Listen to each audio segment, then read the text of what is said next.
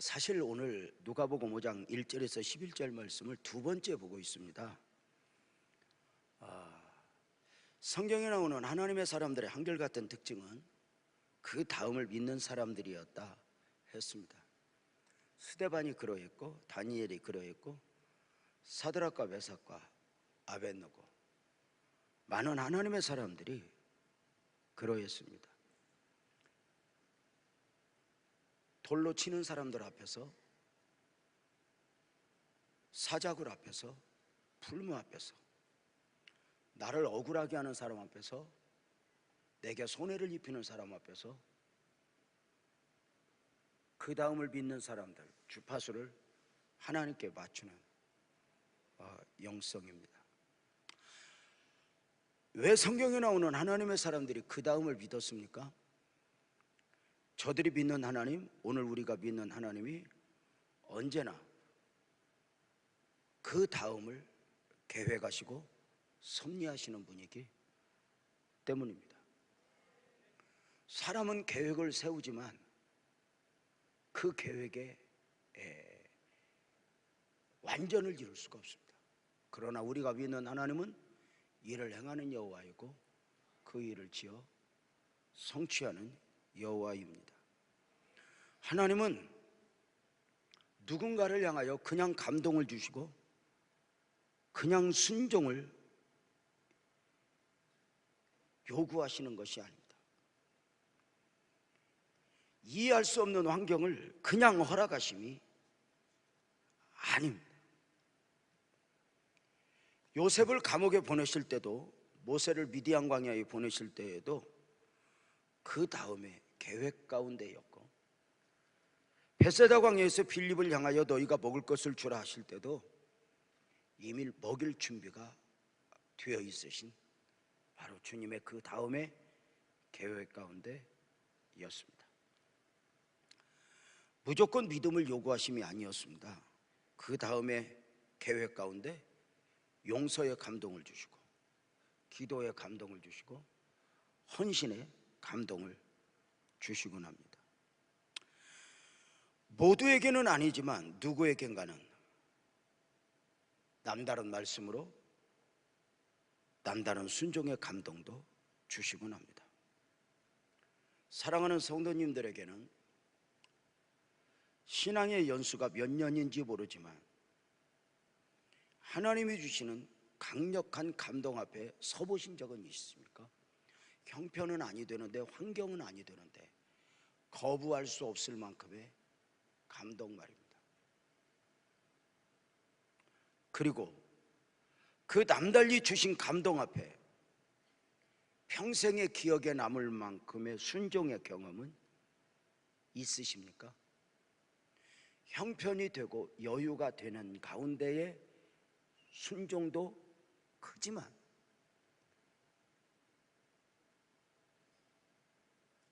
과부엽전이든지 아주 작은 것으로이든지 아무 상관없이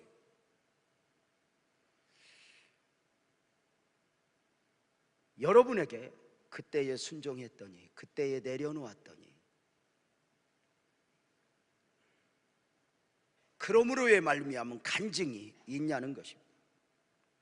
복음의 특징은 순종하는 과정 중에는, 십자가를 지는 과정 중에는 그 순종의 십자가에 담긴 의미를 알 수가 없습니다. 순종하는 과정은, 십자가를 지는 과정은 오히려 고통이고 버거움입니다. 도망가고 싶습니다. 근데 십자가에 담긴 은혜를 언제 알아요? 완주하고 난 뒤에 합니다.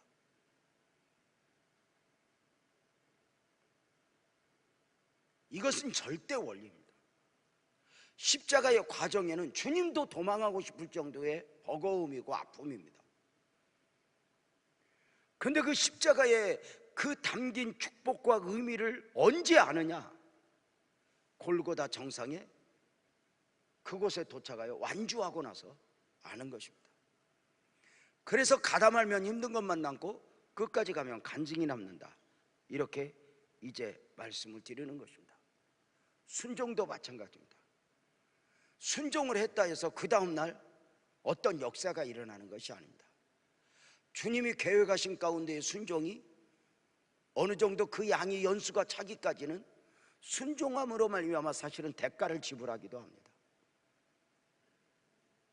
그런데 신기한 것은 그렇게 힘들게 순종했고 때로는 그 한 것 때문에 후회도 하고 내가 그때 미쳤지 이랬는데 언제인가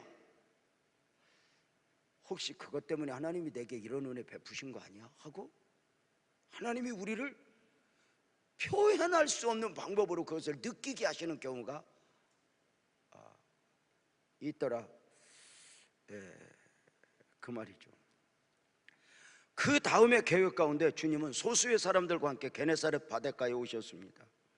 그곳에는 밤이 새도록 수고를 하였지만 한 마리의 고기도 잡지 못한 가운데 지쳐있는 많은 어부들이 있었고 시몬을 비롯한 많은 어부들이 밤이 맞도록 고기를 잡았지만 한 마리도 잡지 못한 가운데 지쳐 그물을 손질하고 있었습니다.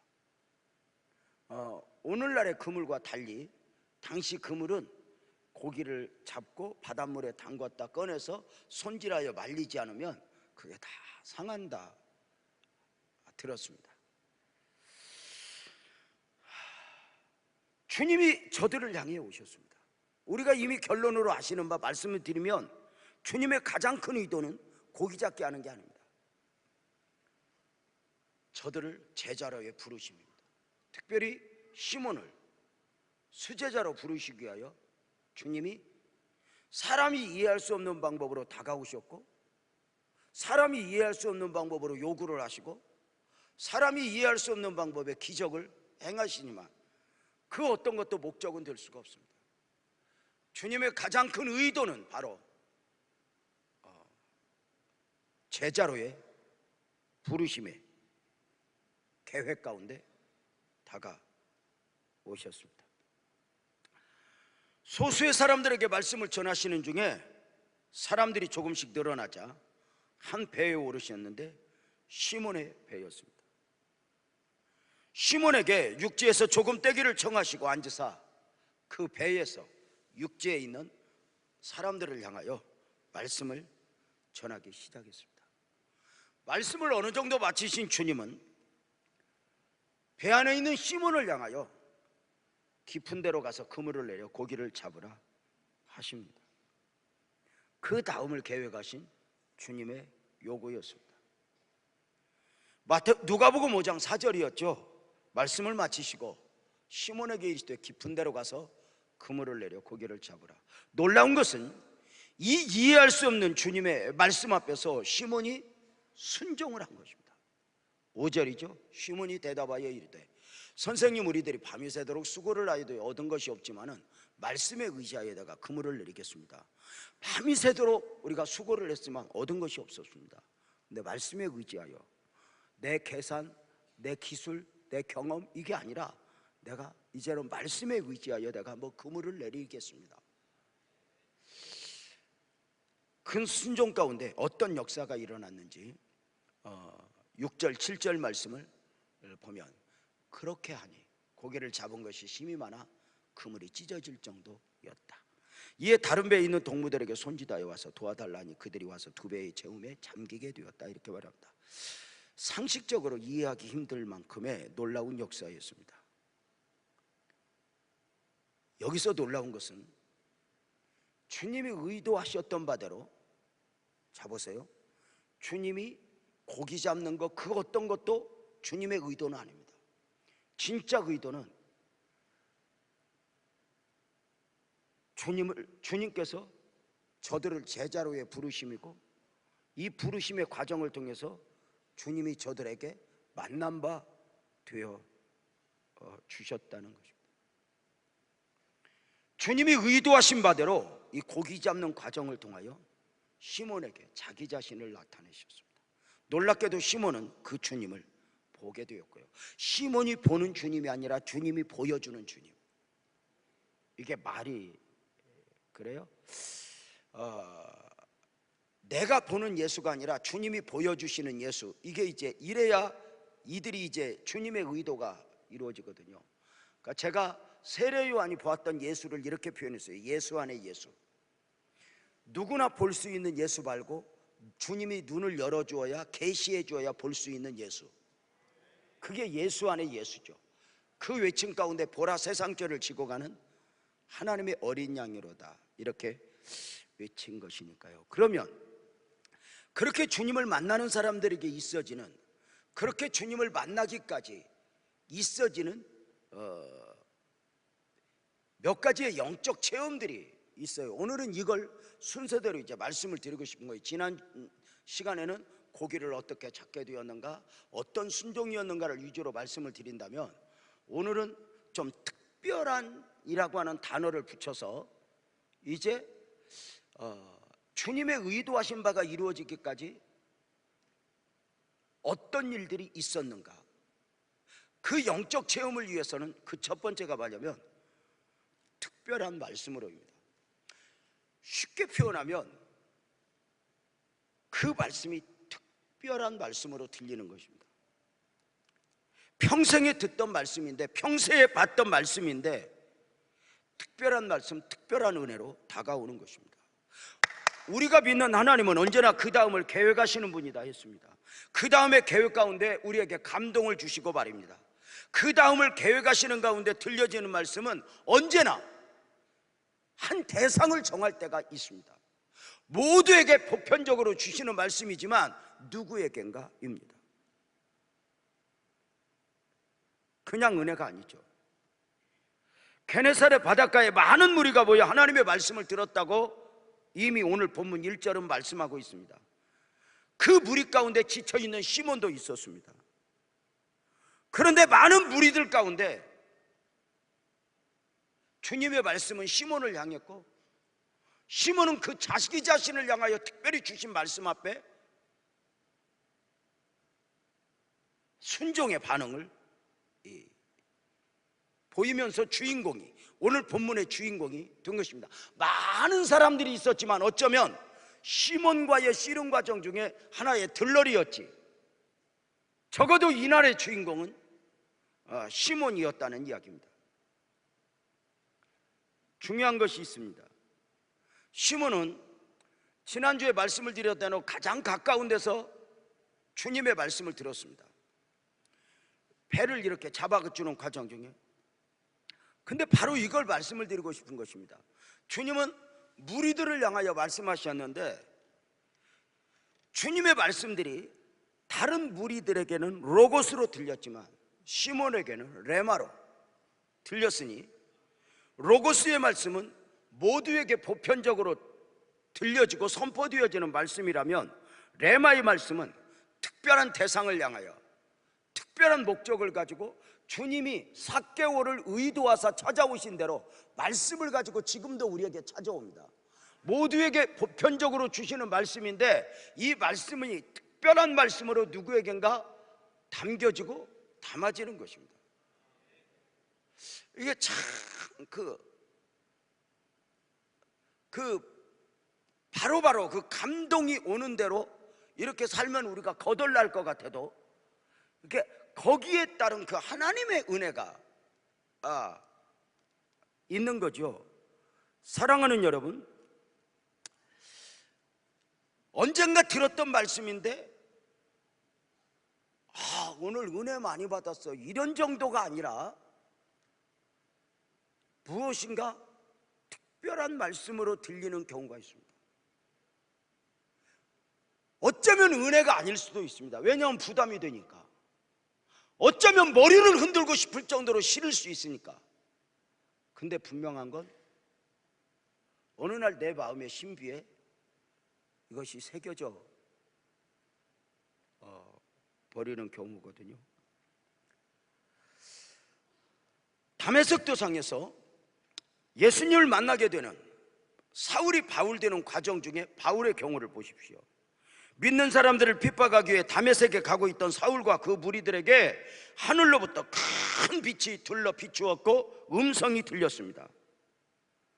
그 빛을 감당할 수 없을 만큼의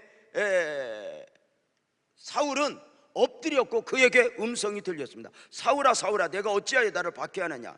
나는 내가 박해하는 예수다.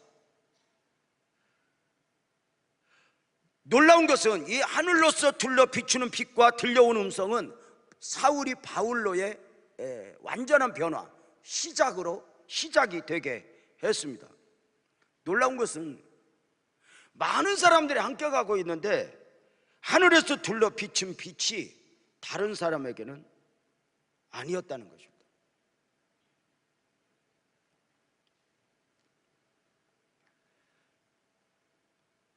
역사의 주인공인 사울은 그 빛으로 인하여 눈은 떴으나 아무것도 보지 못하게 되었습니다. 사흘 동안 먹지 못할 정도였습니다. 그 빛을 혹시 다른 사람이 봤다 해도 다른 사람은 못 먹을 것도 없고 못 볼 것도 없었습니다. 적어도 사울에게는 아니었습니다. 아나니아가 올 때까지. 주님의 음성 또한 마찬가지입니다. 사울아 사울아. 다른 사람은 사울이 왜 저러지? 이럴 뿐입니다. 왜? 못 들었습니다. 사울이 왜 저러지? 어쩌면 우리가 이렇게 예배하는 중에 누군가가 감동을 받고 누군가가 반응을 보일 때 우리는 어쩌면 저 사람이 왜 저러지? 이럴 수도 있지만 가장 중요한 건 언젠가 나는 왜 이러지? 내 스스로에게 이런 강한 이 말씀으로 내게 밀려올 수가 있고 강한 도전으로 그냥 단순한 게 아니에요. 어쩌면 사울이 바울 되듯 시몬이 베드로 되듯 내 인생을 한번 송두리째 흔들어버릴 만큼의 그래서 사울로 가다가 바울로 확 틀어버려야 하는 대단한 것도 아니다 그 말이죠. 저의 경우는 제가 돈을 벌기 위해서 장사를 하고 사업을 하기 위해서 하나님이 주신 은혜를 기다리며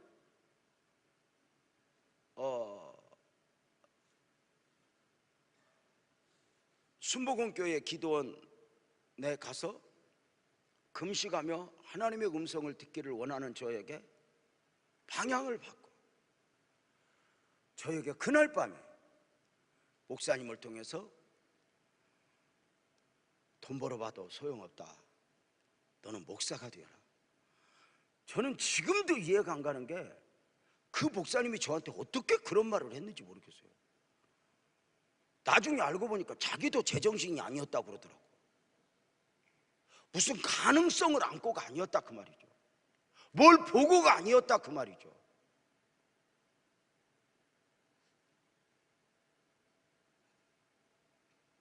게네사렛 호숫가에 있어진 말씀은 어땠습니까? 많은 사람들이 말씀을 들었지만 시몬에게는 남다른 말씀으로 들린 것입니다. 거부할 수 없는 레마의 말씀으로 받게 되니 이것이 기적의 시작이었습니다.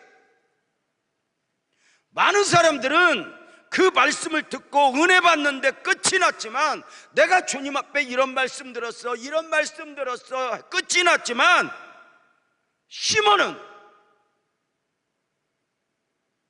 그 말씀의 순종까지 이어졌습니다.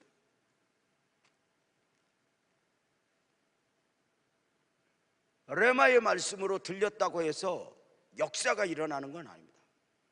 그 말씀이 순종으로입니다. 그래서 시몬이 베드로가 되고 제자가 되는 이런 과정 속에서 주님이 거대한 목표를 가지고 오셨다 그 말이죠. 이렇게 거대한 계획을 가지고 이렇게 오셨는데 고기 잡는 사건 이런 건 사실은 이제 부수적인 거고 진짜는 시몬을 부르는데 영적으로 지금 눈을 열어주는 거예요. 먼저 귀에 특별한 말씀으로 들려주시면서 이제는 두 번째로 특별한 순종을 통해 그 다음 단계로 이렇게 가게 됩니다. 그래서 언제나 특별한 말씀을 특별한 순종을 요구하는 경우입니다. 특별한 말씀이 있다 해도 특별한 순종이 없으면 그 말씀이 능력으로 또 목적대로 역사가 일어날 수 없기 때문입니다. 그런데 하나님의 계획 가운데 그 다음의 계획 가운데 있어진 특별한 순종의 요구는 언제나 더 좋은 조건, 더 나은 환경이 아닙니다. 최악의 환경이죠. 그런 경우들이에요. 하나님이 저거 보자, 환경이 좋아지는 거 보자, 이렇게 그러고 사람들은 접근하지만 하나님은 아닌 거예요. 주일 설교 중에 한나가 서원을 했고 그 서원을 지켜야 하는 한나의 아픔을 이야기할 때 의외로 그 부분에서 은혜 받은 성도들이 참 많았어요. 한나가 아들을 주시면 17년 동안 아이를 낳지 못하던 여인으로서 아이를 품어보고 싶고 아이에게 젖도 물려보고 싶은 그 한해 하나님 내게 아들을 주세요. 내 아들 아니어도 좋아요. 내게 아들 주시면 그 아들 내가 하나님 앞에 나시린으로 드리겠습니다. 그래서 한나가 어떤 마음으로 그러했는지는 모르겠어요. 그러나 분명한 건 서원을 했어요. 그래서 이제 한나는 아이를 낳게 되었고 품에 안아 젖을 먹이게 되었고 때가 되면 이 아이를 이제 젖을 떼고 이 아이를 하나님 앞에 드려야 할 때였어요. 근데 하나님 앞에 드려야 될 그 환경은 최악이었다는 거죠. 무능한 엘리, 타락한 홈리와 비느하스. 그들이 어느 정도였어요? 홈리와 비느하스가 성전에서 봉사하는 여인들을 겁탈했고 누군가가 제사를 드리러 제물을 가지고 오면 실하고 오동통한 것은 갈고리로 찍어서 자기 냉장고에 넣고 빌빌대는 거, 삐삐 말른 거 요것만 하나님의 성전으로 드리고 어느 날 성전을 위해서 봉사하는 그가 자기 이익을 추구하는 사꾼 목자로 목사이든지 사람이든지 누구이든지 욕심에 딱 사로잡히면 죽을 게 많습니다. 금방 들킬 때도 거짓말합니다. 이게 죄라는 게 굉장히 무서운 겁니다.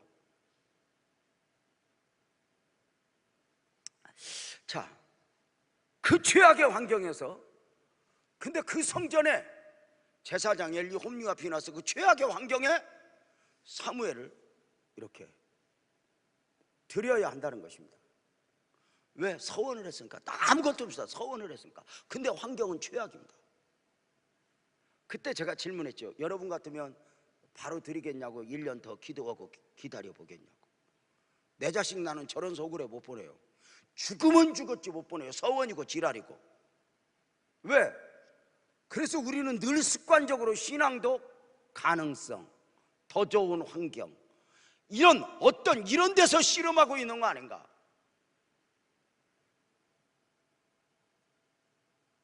기적의 주인공이 된 시몬의 환경은 밤새 고기를 잡지 못한 가운데 처절한 실패자의 모습이었어요. 느낌상 시몬은 오늘 밤만 고기를 못 잡은 게 아니에요.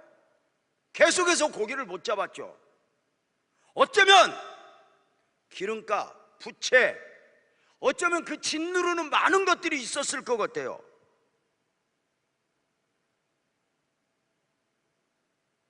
그렇게 힘들 때 주님의 작은 요구가 시작되잖아요. 어떻게? 5장 3절이죠. 예수께서 한 배에 오르시니 그 배는 시몬의 배라. 육지에서 조금 떼기를 정하시고 앉으사 배에서 무리를 가르치셨다. 이렇게 말해요.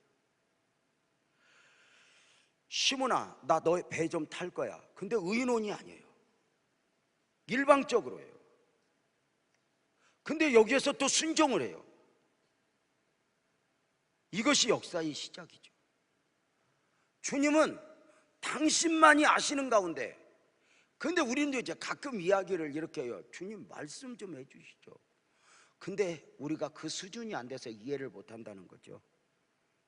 예루살렘 성을 입성하시던 주님께서 두 제자를 보내시면서 요구하신 바가 있죠. 예루살렘 입성을 공식적으로 준비하는 가운데 마태복음 21장 2절에 이르시되 너희는 맞은편 마을로 가라. 그리하면 곧 매인 나귀와 나귀 새끼가 함께 있는 것을 보리니 풀어 끄거라. 내게로 갖고 와. 이렇게 말하죠. 의논이 아니에요. 가서 의논해봐라가 아니에요. 일방적으로 혹시 누가 짠지 걸거든 21장 3절 만일 누가 무슨 말을 하거든 주가 쓰시겠다. 딱 한마디요. 그런데 그 나귀 주인은 그걸 보냈고 이 작은 순종이 그 거대한 예루살렘 성을 입성하는 헌신으로 쓰임받게 될 줄 몰랐다는 거죠.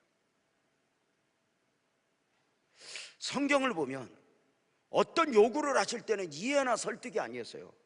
요단강에 7번 씻어라, 여리고를 돌아라, 실로암에 가서 씻어라, 항아리에 물을 채워라. 옳으냐 그러냐가 아니었어요. 여러분, 왜일까요? 왜 순종이 없으면 안 될까요? 여러분 배웠죠? 우리가 믿는 믿음은 놀랍게도 명사가 아니라 동사예요. 믿음은, 정말 죄송하지만 믿음의 성장은 앉아서 성장하는 게 아니에요. 설교를 듣고 성경 공부를 하면 하나님에 대해서 많이 아는 거고, 순종을 통해서 하나님을 아는 건 경험적으로 아는 거다, 이렇게 이야기해요. 하나님은 지식적으로 내가 하나님의 하나님 되기보다는 경험 안에서 하나님의 하나님 되기를 원한다는 거거든요. 여러분 보세요.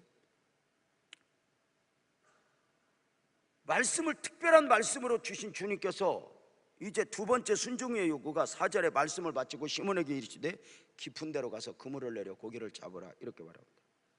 시몬이 뭐라고 그랬죠? 선생님, 우리들이 밤이 새도록 수고를 해도 얻은 것이 없지는 말씀에 의지하여 그물을 내리겠습니다. 우리들은 누구죠? 배에서 전문가, 그물의 전문가, 고기 잡는 전문가입니다. 우리들이 밤이 새도록 수고도 얻은 것이 없지는 말씀에 의지하여, 선생님, 내가 내 경험 내려놓겠습니다. 내 지식 내려놓겠습니다. 상식적으로 가서 저 깊은 데 고기가 있을 리 만무하지만, 여러분, 성경의 놀라운 기적은 더 많이 알고 똑똑한 사람에 의해서가 아니죠. 베세다 광야에서 빌립아 너희가 먹을 것을 주라 5철의 무리를 두었을 때 빌립은 계산합니다. 선생님, 5,000명입니다. 이들을 먹이기 위해서는 200데나리온의 돈이 필요합니다. 이렇게 머리가 잘 돌아가요? 200데나리온의 돈이 필요합니다. 문제는 돈도 없지만 돈이 있다 해도 이들을 한꺼번에 먹일 식당도 없습니다. 근데 주님은 돈이 없다는 것도 식당도 없다는 것도 아셔요. 그런데 먹을 것을 주라 하셔요. 이미 주님이 이렇게 이해할 수 없는 감동과 말씀을 주실 때는 먹일 계획이 있다는 거죠. 주님은 안드레가 가져오는 보리떡 5개, 물고기 2마리에 담긴 믿음을 원하는 것이지 빌립의 설명을 요구하는 게 아닌데, 오늘날의 많은 사람들의 안타까움은 주님의 요구 앞에서 믿음이 아니라 자꾸만 설명을 해요. 어렵거든요, 힘들거든요, 곤란하거든요. 요즘 주님, 내 감정이 감정 아닌 거 알죠? 내가 지금은 이대로 있지만 언제든지 하나님도 엎어버릴 준비가 되어 있습니다. 나를 건드리면 내가 당신을 서슴없이 십자가에 못 박을 것입니다. 나한테 이 정도 감동을 주려면 나를 형편을 좋아지게 하든지. 우리는 주로 이런 식이 아닐까?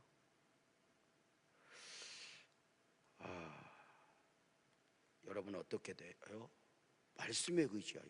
그런데 베드로가 평생에 잡아보지 못한 고기를 잡았어요. 그물이 찢어질 정도로 2배의 채움에, 그물질 한 번에 2배의 챙기가 될 정도로 고기를 잡았다. 주님을 만나는 단계에서 세 번째로는 이 과정에서 주님이 고백을 받아내요. 고백을, 때로는 입술로, 때로는 삶으로 고백을 받아내요. 사랑하는 성도님들, 주님의 은혜 안에서 남다른 고백을 해보셨어요?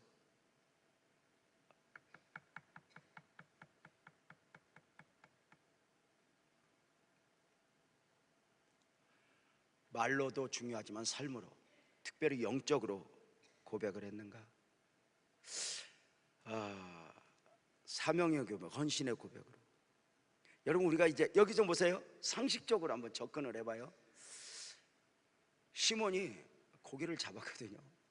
며칠 동안 고기 못 잡았어요. 어쩌면 직원들 일당 다 주다가 좀 거덜났을 거예요.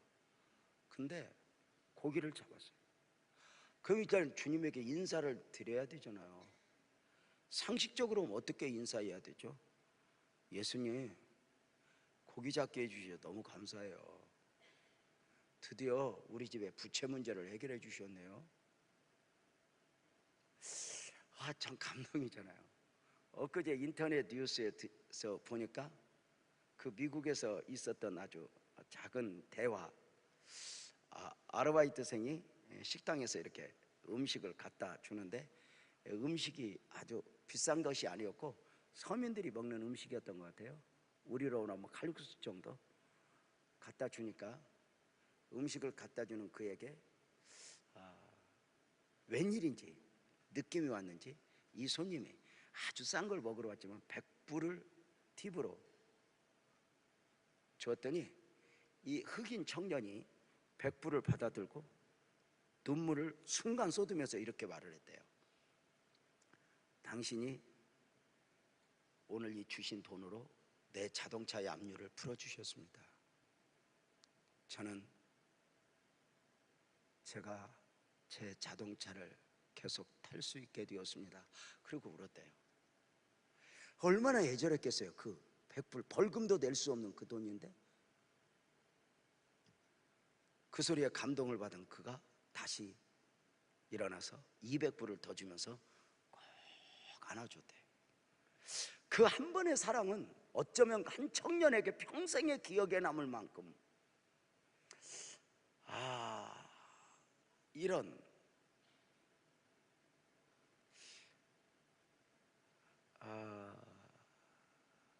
어쩌면 베드로가 예수님 드디어 배값 활부를 내게 되었습니다. 이렇게 인사해야 될 것 같지 않아요? 여기에서 또 머리가 돌아가는 사람들은 아주 뱅가르르 돌아가는 사람은 이렇게 말합니다. 야, 저 양반한테 특별한 재주가 있는데 동업해야 되겠는데 주님 앞으로 그물은 내가 던질 테니 앞으로 장소만 어딘가 알려주시고 동업합시다. 제가 10분의 1을 드리겠어. 아니 조금 미안한가? 10분의 5 드리겠어. 5대 5로 합시다. 우리는 늘 이런 식으로 접근이 아닐까? 주님, 나 어디에 금을 내려야 할지 알려주세요. 이 말씀 속에서도 이 주님이 주시는 어떤 이런 마음을 일거래하지 못하고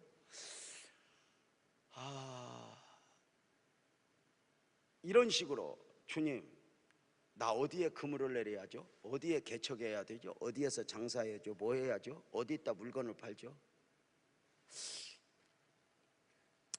그래서 이제 이렇게 타협하는 분들 많거든요. 조금 되면 주님, 야, 특별한 재주입니다. 옛날에는 레이더도 없었는데 어떻게 주님은 아셨나 몰라? 지금 이렇게 파자는데 주님 알려주세요. 그렇게 해야 될 것 같은데 베드로의 고백이 뭐였는지 아세요? 고기를 잡는 과정 속에서 누가복음 5장 8절이죠. 시몬 베드로가 고기 잡는 과정을 통하여 고기를 잡고 나서 예수의 무릎 아래에 엎드려 이르되 주여, 내가 주님을 감당할 수가 없습니다. 나는 죄인입니다. 뭘 봤을까요? 주님의 거룩을 보았고 나의 죄인됨을 본 것입니다. 주님이 의도대로 주님이 보여주시는 모습 속에서 베드로가 눈을 열어 그걸 보았고 베드로는 주님을 보면서 자기를 보았습니다. 여러분, 이게 놀라운 것인데 여러분 아세요? 기독교 원리죠. 주님을 보지 못한 사람은 절대 자기를 볼 수 없습니다. 말씀을 듣는 가운데 어떤 한 과정 속에서 눈이 열려 계시라는 말이 뭐죠? 신학적으로 하나님이 하나님 자신을 나타내는 방법, 이게 계시예요. 우리가 성경을 아무리 읽어도 주님이 계시해 주지 않으면, 주님이 눈을 열어주지 않으면 그 하나님을 알 수가 없다. 주여 내게 계시의 영을 주옵소서, 그러는 것인데 주님이 고기 잡는 과정을 통하여 놀라운 건 어느 순간 베드로에게 고기가 아무것도 아닌 것이 되어버렸어요. 이 과정을 통해서 눈이 딱 열리니까 주님의 거룩을 보았고 그 앞에서 자기를 본 거예요. 뭘? 죄인이라는 거. 이해가 돼요? 다시 말씀을 드릴게요. 내가 나를 보고 내가 나를 안다? 모릅니다. 인간은 나를 모릅니다. 나는 언제 아느냐? 주님 앞에서 아는 것입니다. 여러분, 자기를 착각하는 사람은 절대로 알 수 없습니다. 왜 처음 복음이 회개하라 천국이 가까웠느니라입니까? 죄송하지만 죄 문제의 터치, 회개 없이는 복음이 복음될 수 없고 내가 죄인됨을 발견하지 못하고는 절대로 복음이 복음될 수 없습니다. 그냥 종교 중에 하나 선택한 거야. 내가 이게 좋아. 이게 아니에요. 인간은 뭐예요?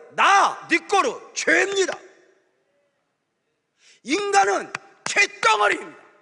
이 부분을 인정하지 않으면 절대로 복음이 복음될 수 없습니다. 인간 안에 선함이 없도다. 뭐가 선함이 있어요? 인간에 착해 보려고 하지만 큰 것을 할 수 없다는 게 우리 고백 아니에요? 앉아서 비판하고 앉아서 저주하고 앉아서 판단하고 이게 우리 아니에요? 하나님이 일하면서도 죄 짓는 게 우리 아니에요? 어떤 때는 기도하면서 죄 져요. 막 저쪽에서 막 저는 전혀는 왜 저렇게 기도하냐고 그러고 죄 져. 인간 안에 죄예요. 죄는 인격을 타고 와요. 호랑이가 사람을 물어 죽였다고 해서 절대로 죄의 호랑이라고 말하지 않아요. 돌이 굴러떨어져서 사람을 죽였다고 해서 죄라고 말하지 않아요.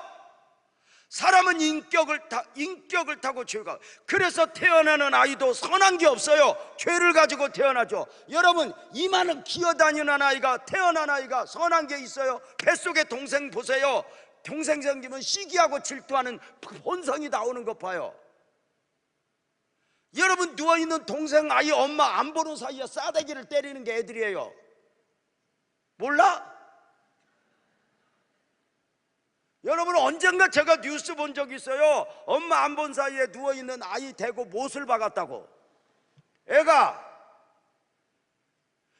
못 박는 게 뭔지 알았겠어요? 아버지가 못 박는 걸 보고. 거기서 그런 거죠. 애가 무슨 선한 게 있어요?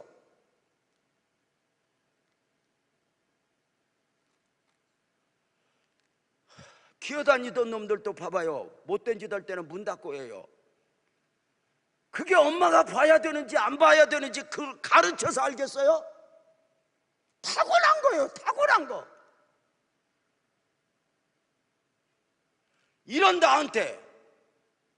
이런 사람한테 옷을 화려하게 입혀낸다고 본질적으로 배우며 학위를 10개 20개 얹혀놓으면 변하여? 사람은 안 변해요.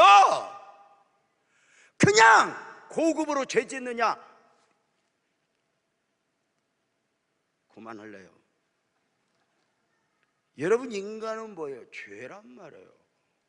그래서 주님을 만난 사람들의 첫 번째는 흥정이 아니에요. 내가 이렇게 할 테니 주님 나한테 복을 주세요가 아니라 비로소 주여 나를 떠나소서. 내가 당신을 감당할 수 없습니다. 왜요? 당신은 거룩이고 나는 죄인이니까. 사랑하는 여러분, 저는 종종 이런 질문을 해요. 복음을 접근할 때 당신은 죄 때문에 울어보셨습니까? 죄 때문에 가슴을 쳐보셨습니까? 자식 때문에 물어보고 사업 때문에 울어보고 건강 때문에 울어봤지만 진짜 죄 때문에 울어봤습니까? 여러분, 몸이 아파요.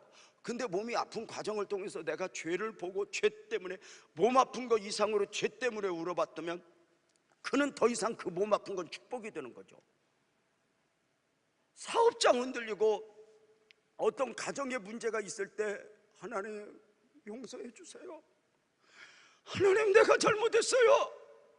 주님 앞에서 이런 거 다 도와두고 고기 잡는 과정 가지고 주님은 베드로하고 보여지는 부분에 씨름했지만 진짜는 영적인 씨름이었다는 거죠.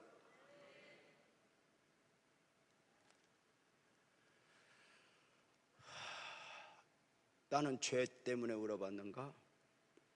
죄인임을 발견해 봤는가? 나는 어느 정도 죄인인가? 바울 사도가 나는 죄인 중에 교수라 그랬어요.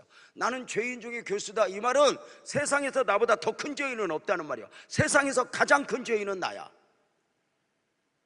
나보다 더 큰 죄인이 있으면 나와봐. 나는 세상에서 가장 큰 죄인이야. 그래서 40에 하나 감한매 5번 맞아도 할 말 없고, 죽었다고 내던져도 할 말 없고, 나는 아무 할 말 없어. 나는 마땅하옵나이다 그래. 죄를 내가 누군가를 보면 마땅하옵니다 이거예요. 나를 왜 가난하게 두셨습니까? 오마니 왜 나를 낳으셨습니까?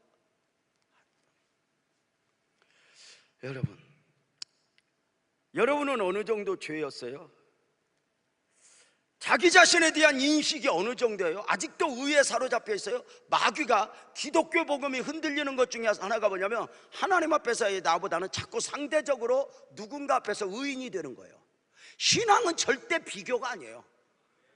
내가 저 사람보다 100가지가 의로워도 주님 앞에서 나를 보며 죄인이 되는 것이 신앙이지, 내가 누구보다 수고 좀 했다고 상대적으로 누군가를 침 눌러가면서 내가 의인이 되면 100% 곤두박질 치게 되어 있습니다. 누구든지, 목사 아니라 누구든지 능력이 나타나도 그 교만에 사로잡히면 2단 가까이 가는 겁니다. 여러분 보세요. 그래서 바울 사도는, 설교 계속 해도 되겠지? 알아듣는 척을 해야 되는데. 보세요. 바울 사도는 나는 죄인 중에 교수다 그랬어요. 나 자신이 큰 죄인임을 보는 게 얼마나 중요하냐. 우리가 정말 문제가 뭐냐면, 주님 앞에서의 나, 절대자 앞에서 나, 거룩 앞에서 나를 세우고 내가 죄인입니다. 그래서 예배당에 다 오면 제일 먼저 회개하고, 예배 시작하기 전에 회개하고, 이게 이제 주님 죄인 왔어요. 내 죄를 가지고 와야 되는데, 상대적 의인들은 남의 죄를 갖고 와요. 와서 남의 죄를 이야기해요. 와서 예배당에 와서 내 허물을 이야기해야 되는데 다른 사람의 허물을 이야기해요. 이건 은혜 안에 들어가지 못하게 되는 절대 엄청난 함정이에요. 바울 사도가 이런 말을 했어요. 로마서 5장 19절 20절 유명한 말. 한 사람이 순종하지 않으면 많은 사람이 죄인 된 것 같이, 한 사람이 순종하시면 많은 사람이 의인이 되리라. 그리고 5장 20절 다 죄인인데, 율법이 들어온 것은, 율법이 우리에게 다가온 것은 범죄를 더하게 하려 함이라. 죄를 드러나게 하려 함이라. 그러나 죄가 더한 곳에 은혜가 더욱 넘쳤나니. 율법 앞에서 죄가 더한 곳에, 따라서 합시다. 죄가 더한 곳에, 크게 은혜가 더욱 넘쳤나니. 죄가 더한 곳에 은혜가 더욱 넘쳤다니라는 말은 오래간만에 설명을 하게 되네요. 이 말은 은혜를 받으려면 어디 가서 죄를 짓고 와라, 귀싸대기 맞습니다. 그게 아니고 바로 뭐냐면, 죄가 더한 곳에 은혜가 더욱 넘쳤나니, 이 말은 잘 봐요. 내가 죄인이라고 느끼는 만큼 비례해서 은혜가 있다는 거예요. 내가 어느 정도 죄인인가? 세상에서 가장 큰 죄인이야. 그럼 이 죄를 덮을 만큼의 은혜가 필요한 거예요. 그래서 내가 죄인이라고 보는 만큼 은혜가 있는 거죠. 이게 굉장히 중요한 논리입니다. 여러분, 이걸 이렇게 설명할 수 있는 사람을 내가 본 일이 없어요.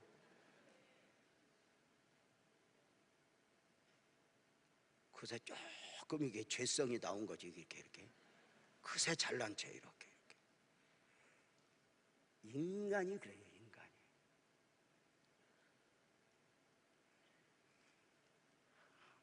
우리 아내가 된장국 끓여놓고 막 내가 맛이 없어도 어떤 때 맛 있다고 그러거든. 그러면 우리 아내가 감동을 해요. 내가 이걸 어떻게 땀을 뻘뻘 흘리면서 끓이는 줄 아냐.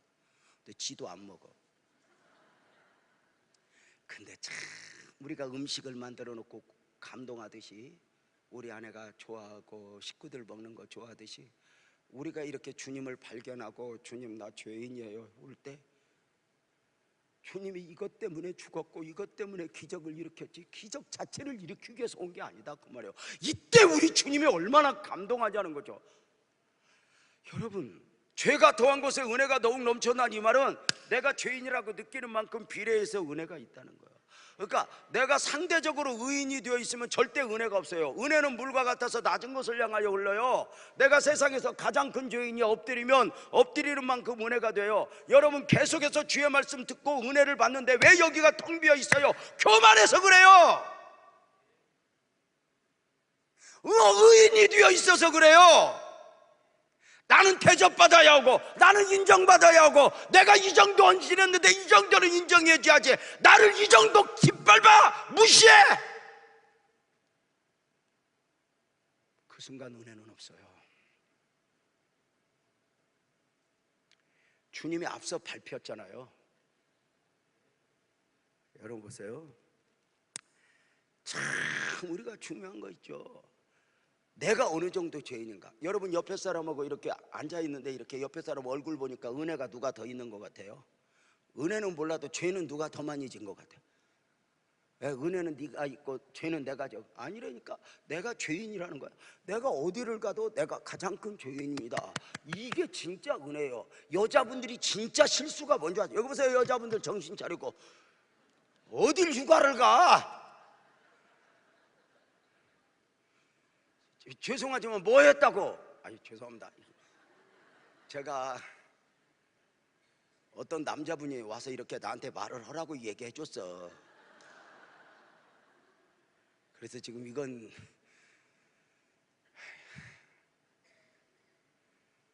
자 보세요.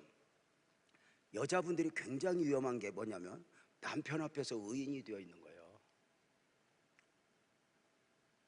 여성분들은 집에 가면 남편이 죄가 더 많아요? 내가 죄가 더 많아?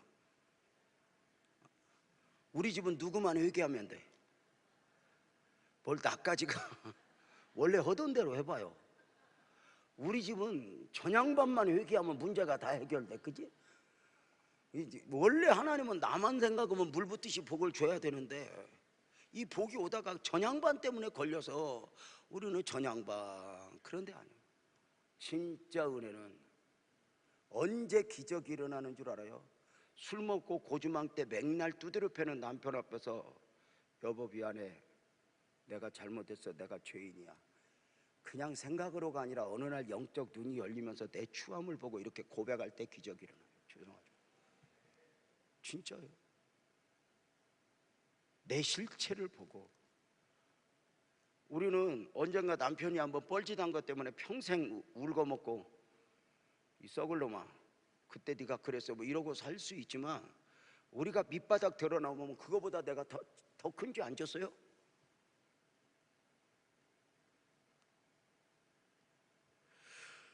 여러분 보세요. 교회 와서도 제일 무서운 게 뭔지 아세요? 의인이 되어 있는 거예요. 여기는 죄인이 오는 거예요. 누구 죄? 내 죄를 가지고. 근데 의인이 되면 내 죄를 가지고 안 와요. 다른 사람의 죄를 가지고 와요. 다른 사람의 죄를 말해요. 다른 사람의 허물을 말해요. 아니란 말이에요. 은혜가 은혜 될 수 없는 절대 요인이죠.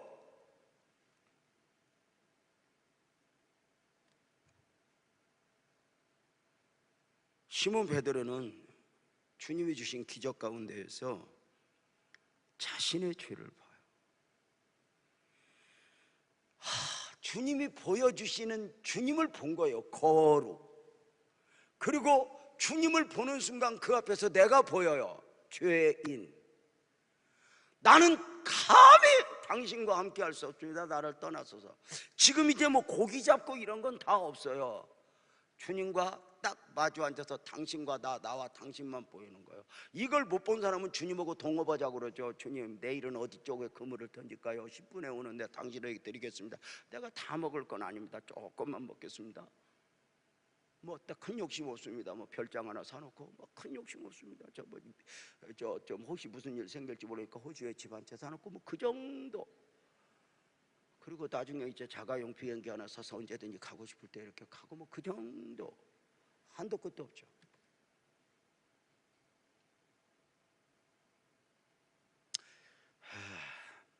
저는 정말 주님 앞에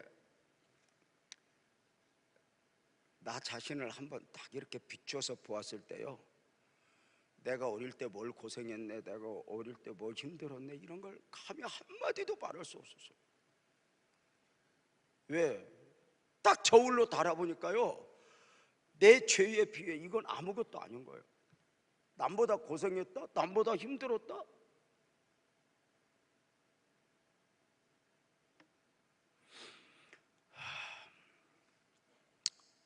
주님 앞에서 나를 보았다, 내가 죄인이다. 여러분, 절대로 남편 앞에서 내 의가 보이면 여러분 기적 안 일어나요. 죽었다 깨어나도 안 일어나요.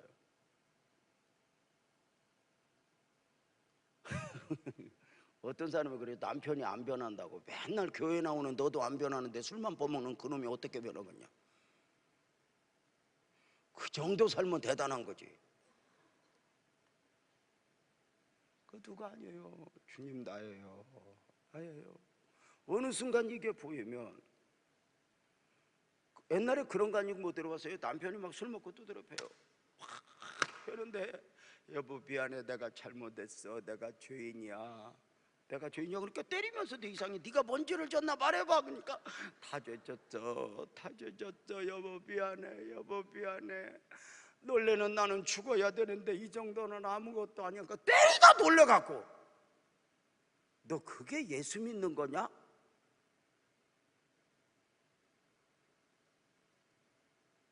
너 왜 그러냐? 놀래가지고 못 살아, 못 살아, 못 살아, 못 살아. 내가 교회 아니면 예수 안 믿는 내가 진즉 이혼했어, 이혼했어. 예수 안 믿어서, 예수 믿어서 이혼 안 했어? 아니면 해봐도 별것 없으니까 이혼 안 했어? 대답 좀 해봐. 너무 잘난 체 하지 말고 살아요, 겸손하게. 세상에 예수 믿는 건 귀하게 여겨주는 거예요. 사람 무시하는 건 예수 다 잘못 믿는 거예요. 사람 함부로, 자기 남편도 함부로 이야기하는 사람은 예수 잘못 믿는 거예요.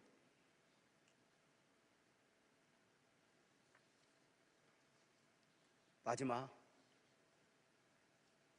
내가 오늘 중등부 찬양시킬 때는 설교를 짧을 줄 알았는데 엄청 기네.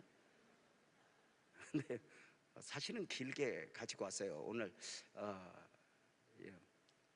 마지막 단계가 바로 뭐냐면 특별한 사명으로 해요.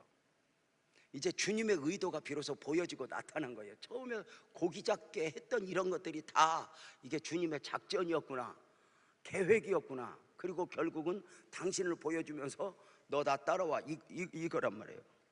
근데 그런 거 있죠. 주님을 만난 사람은 그냥 있을 수 없다는 거죠. 여러분, 주님을 보았고 주님 나를 향한 사랑을 보았고 표현할 수는 없어요. 근데 그걸 보고 어떻게 그냥 있어요? 여러분, 처녀 총각들 봐요. 형제가 나를 사랑하고 내가 형제를 사랑하면 그냥 있을 수 없잖아요. 그 사랑을 이루어야 되잖아요. 어떤 대가를 지불하더라도 그 사랑을 이루고 살면 행복하지 않겠어요? 그럼 그 말 다 끝나면 어떡해요? 이런 말 들어봤어요? 표현되지 못한 사랑은 사랑이 아니다. 아무리 좋아도 표현되어져야 된다는, 표현되어져야 된다고 하는 거죠. 이게 갑돌이와 갑순이처럼 끙끙 앓면 안 돼요. 그냥 갑돌이와 갑순이는 한 마을에 살았더래요. 둘이는 서로 사랑을 했더래요. 그러나 둘이는 마음뿐이래요. 겉으로는 안 그런 척 했더래요. 그러다가 갑순이는 시집을 갔더래. 여자가 먼저 배반하지. 시집간 날 첫날 밤에 한없이 울었더래요. 갑순이 마음엔 갑돌이뿐이래요. 겉으로는 안 그런 척 했더래요. 갑돌이도 화가 나서 장가를 갔더래. 이 미친놈, 화가 나서 왜 장가를 가? 근데 우리나라 사람들이 화가 나서 뭐를 한다? 화가 나서 뭐를 해? 화가 나서 뭐를 하면 자기 목에 칼 들어오는 거예요. 절들어. 절대로 무슨 결정을 낼 때는 화낼 때 결정하는 거야. 갑돌이도 화가 나서 장가를 갔더래요. 장가 간 날 첫날 밤에 달 보고 울었더래요. 미친놈이지. 달 보고 울면 안방에 있는 아내는. 갑돌이의 마음엔 갑순이 뿐이래요. 겉으로는 코까지 거 했더래요. 주들끼리 뭐 떨어져서 고까지 거 해보면 어떡해. 한 번이라도 당신 나하고 결혼할래? 뭐 이런 거 해보고 나서 빵꾸나 봐줘 뭐.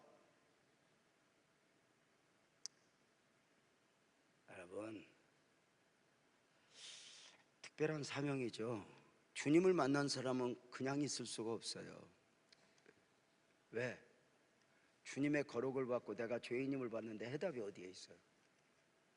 그리고 이 은혜를 무엇으로 갚아요?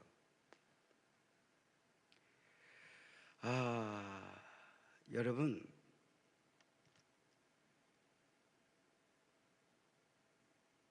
시몬과 함께 고기 잡던 사람들은 그냥 주님만 봤어요. 선생님만. 근데 시몬은 보통 사람이 보는 눈과 달라요. 그래서 배와 그물을 버려두고 간 거죠. 주님이 보여주셨고 베드로는 보았고 보여주시는 의도대로 베드로가 따라왔고 절대 오해하지 말 것은 오늘 저녁에 뭐 여러분이 목사로 헌신해라 뭐 신학을 가라 이런 건 안 해요. 제가 지금 드리고 싶은 말은 고기를 잡았고 막 그랬는데 고기가 없어졌잖아요. 지금 이 아름다운 진한 대화만 남았잖아요. 고기보다 그 어떤 축복보다 주님이 귀해 보이는 거예요. 이게 은혜인 거죠. 세상의 그 어떤 것보다. 이게 베드로가 5장 11절에 보면 결론으로 그렇게 말하잖아요. 그들이 베드로를 육지에두고 모든 걸 버려두고 예수를 따랐다. 이걸 지난주에 설교했던 거 혹시 기억해요? 버리고 갔어야 되는데 버려두고 한쪽에 놓아두고 가갖고 나중에 또 21장에 돌아왔다고. 그러니까 대부분의 사람들은 다 버린 게 아니라 한쪽에 놓아두고 이렇게 나중에 와서 쌤쌤을 준비를 한다고. 근데 그건 지난주에 받은 은혜고 따랐어요. 주님을 보니까 따를 수 없다. 사명자가 되라는 게 아니에요. 고기 잡았는데 고기 잡은 것보다 주님이 더 커 보여야 축복이지. 주님은 제대로 못 보고 고기 잡은 것만 보면 주님을 수단으로 삼아요. 앞으로도 고기 더 잡게 해주세요. 그죠? 주 예수보다 더 귀한 것은 없네. 밀러 여사의 고백이 어쩌면 우리의 고백이 되면 얼마나 좋을까? 주님 감사해요. 주님 내가 주님 사랑하거든요. 주님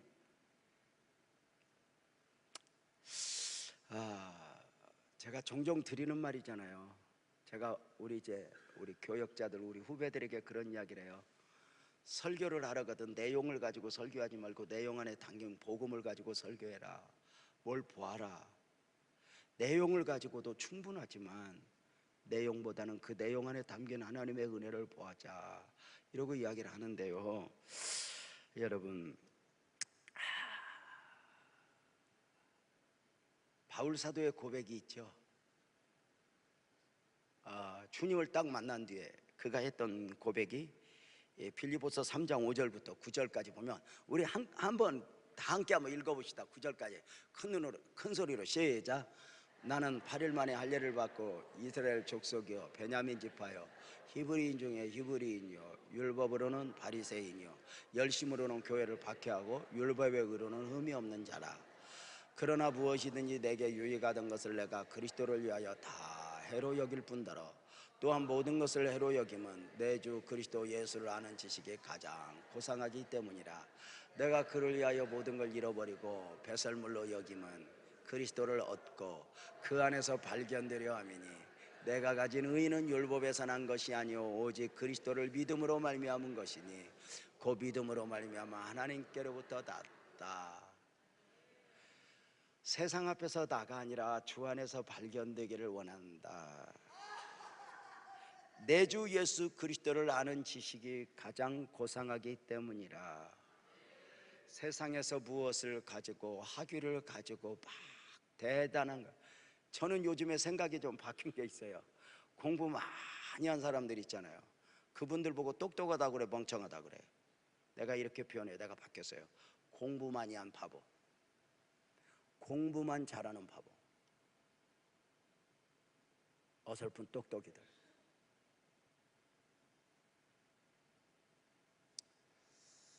공부만 잘하지 밥 하나도 할 줄 모르는 바보. 똑똑한 게 아니다. 어느 순간에 내가 깨달았어요. 공부 많이 했다고 똑똑한 게 절대 아니구나. 왜? 자기를 몰라.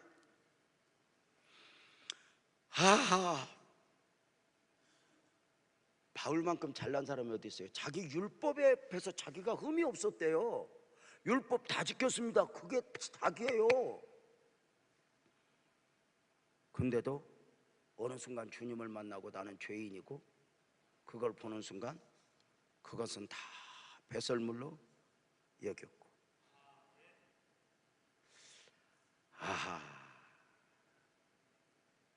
여러분, 지금 여러분이 예수보다 더 귀하고 여러분이 가장 귀하게 여기는 건 뭐예요? 그게 지금 혹시 내가 귀하게 여기는 거 진리라고 생각했어요? 아니요. 저는 어릴 때 딱지가 진리였어요. 저는 말씀을 드렸던 대로 딱지 구슬치기 부자였어요. 저는 딱지 팔아서 용돈도 썼어요. 구슬도 따서 팔고. 누가 그래요? 어릴 때부터 기업가 정신이 있었다고. 나는 지금 내가 중고등학교 학생이면요, 나는 머리 깎는 기술부터 배워요. 난 그렇게 하겠어요. 그래서 중학교 때 머리 깎는 기술 배워가지고 학교에서 깎아주는 거예요. 미용실에서 10,000원 받는 거 3,000원만 받고 깎아주는 거예요. 그러니까 애들이 10,000원 엄마한테 받아 갖고 와서 3,000원만 받으면 7,000원 지가 먹으니까 잘못 깎아줘도 괜찮아요.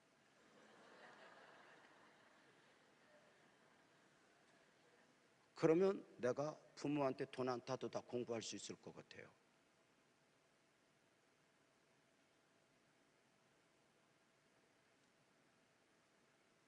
여러분 보세요. 내가 어릴 때 구슬이 귀했어요. 청소년기에는, 중고등학생 때는 게임이 가장 진리예요. 청년들에게는 어쩌면 남녀 간의 데이트가 어떤 진리일지 몰라요. 어른이 되면 뭐 또 그 다음 수준 뭐, 근데 그게 진리가 아니잖아요. 그렇다면, 그게 바뀌었다면 영원히 변치 않는 주님의 영원의 시각으로 보면 그까짓 게 뭐겠어요? 옷 이쁘게 입고 살살살 백날 해봤자 쭈그렁방탕 5년만 지나봐라. 쭉 주름살이 이 옷하고 안 어울려갖고 벗어. 그때는 이제 몸빼만 입어도 어쩌면 환자복이 제일 어울릴 수가 있어. 인생한테 무슨 해답이 있어요? 지금 여러분 나이를 계산해 보세요. 계산해 보세요. 몇 년 남았나? 여러분 70이면 완주한 거고 80은 보너스 사는 거고, 80 넘는 순간부터 자식이고 누구고 저 사람이 왜 안 죽지 기다려요. 아니요. 지금 몇 년 남았나 보세요. 그 몇 년 즐기겠다고 영원을 포기해요? 여러분이 지금 좋아하는 거 쌓아놓고 몇 년 즐길 수 있나 한번 해보세요.